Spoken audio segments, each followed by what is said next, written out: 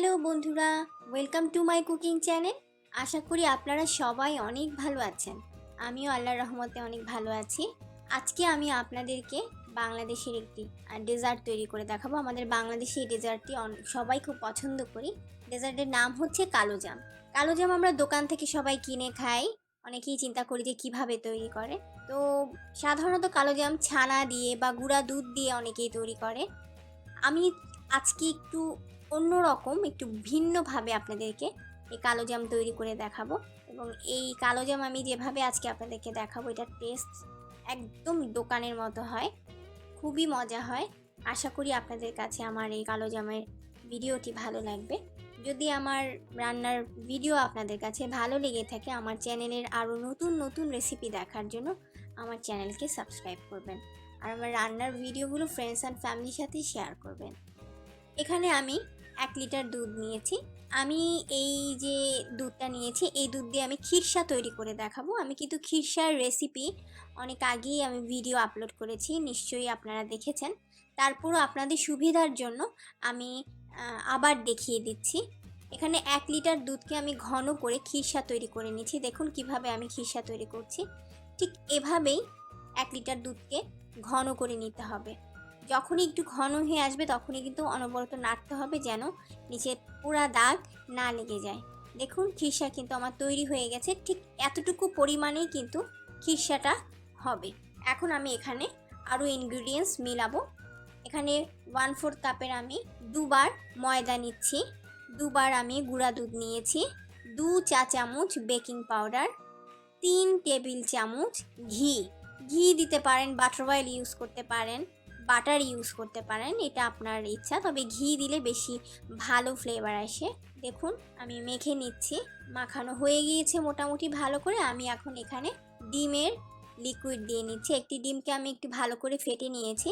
অনেক সময় দেখা যায় যে গুঁড়া দুধ ময়দা ইউজ করার পরে একটু শক্ত হয়ে যদি যায় কোনো কারণে, তখন আপনি পানির পরিবর্তে ডিম ইউজ করতে পারবেন। সো সেই জন্য আমি ডিমটা ইউজ করেছি।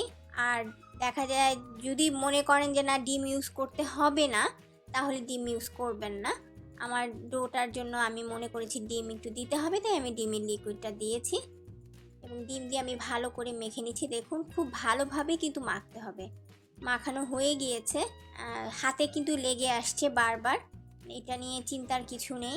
হাতে একটু ঘি লাগিয়ে আবার ডোটাকে মেখে নিতে হবে।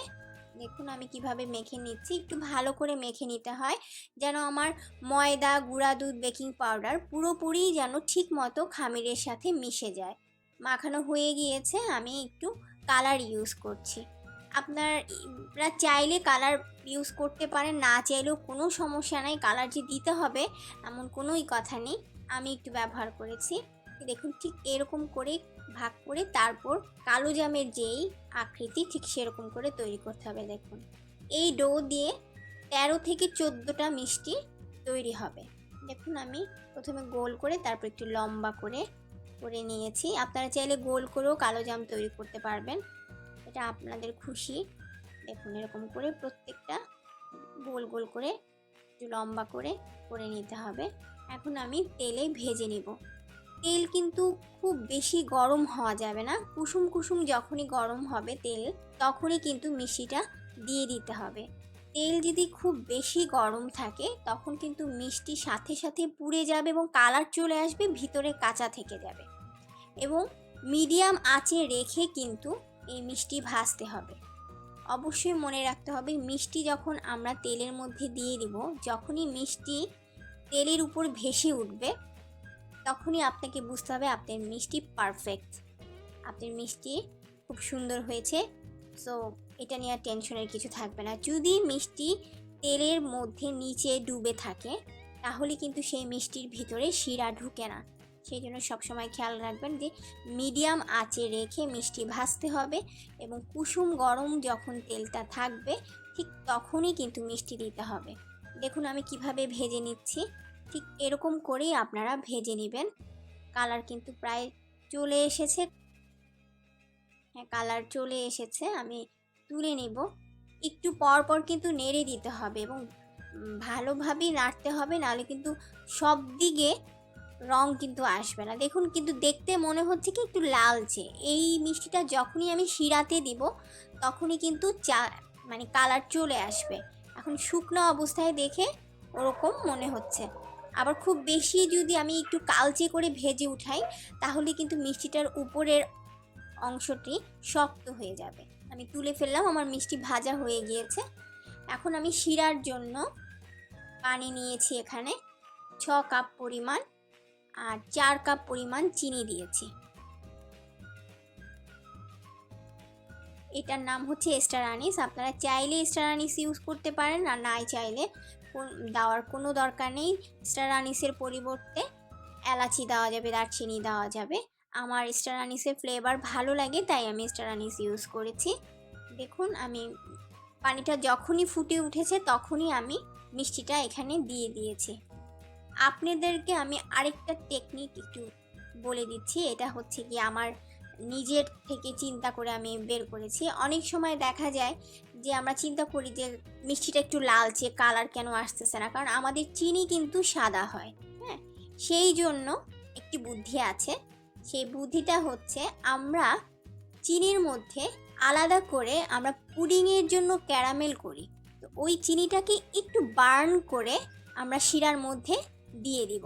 শিরার মধ্যে দিয়ে দিলে তখন শিরার রঙটি একটু কালচে কালচে আসবে এবং মিষ্টিটাও কিন্তু তখন একটু কালো হয়ে যাবে।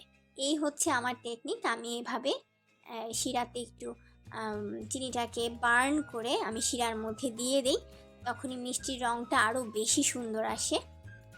মিষ্টি দিয়ে 2 মিনিট আমি রাখবো ঢাকনা দিয়ে। মিডিয়াম আঁচে আমি 2 মিনিট মিষ্টিটাকে সিদ্ধ করব।